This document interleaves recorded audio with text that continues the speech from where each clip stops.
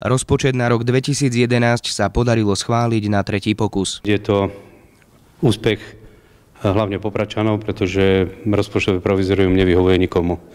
A chcem sa vrátiť aj k tomu počtu, že je to komplet 19 hlasov a chcem len odkázať určitým ľuďom, ktorí nedávno písali alebo spomínali, že Poprad fungoval ako Bielorusko, takže aj teraz funguje asi ako Bielorusko, keď komplet všetci zahlasovali za rozpočet.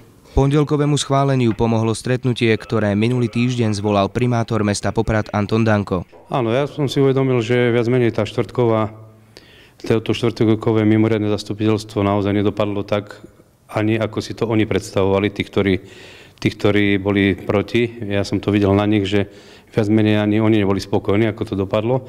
Tak v piatok som sa rozhodol, zavolal som predsedov klubov a stretli sme sa v takom rozšírenom zložení a myslím, že sme sa veľmi rýchlo dohodli. Každý urobil nejaký ústupok a ešte raz hovorím, zvíťazil Poprad a Popračania a som rád. Spokojnosť po schválení vládla vo všetkých kluboch. To, že rozpočet bol schválený, je dôkaz toho, že začal dialog medzi poslancami, začala spolupráca medzi poslancami a poslaneckými klubmi. Dnes poslanci dokázali, že sú tu predovšetkým ako zástupcovia občanov a nie ako zástupcovia politických strán. Urobili sme kompromis, dokázali sme sa dohodnúť na rozumných veciach.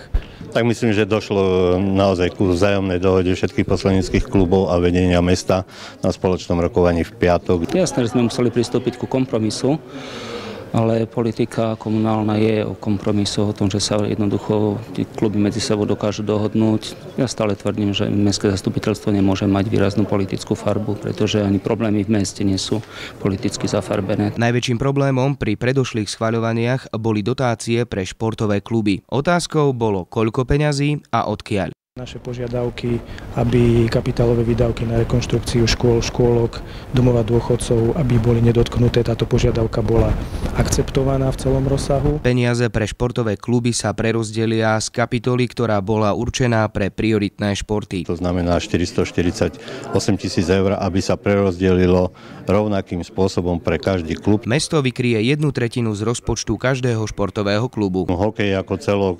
304 000 eur, futbal 84 000 eur a basketbal 60 000 eur. Koľko pôjde na seniorský klub, Ačko? Tam je 204 000 a 100 000 je na mládež. Rozpočet na rok 2011 bol schválený na základe predošlého návrhu bez úprav v jeho príjmovej a výdavkovej časti. Predložený návrh bol zostavený správne a že zabezpečuje financovanie základných samosprávnych funkcií a rozvojových programov nášho mesta. Schválením rozpočtu mesto končí rozpočtové provizórium a riadi sa schváleným rozpočtom na rok 2011.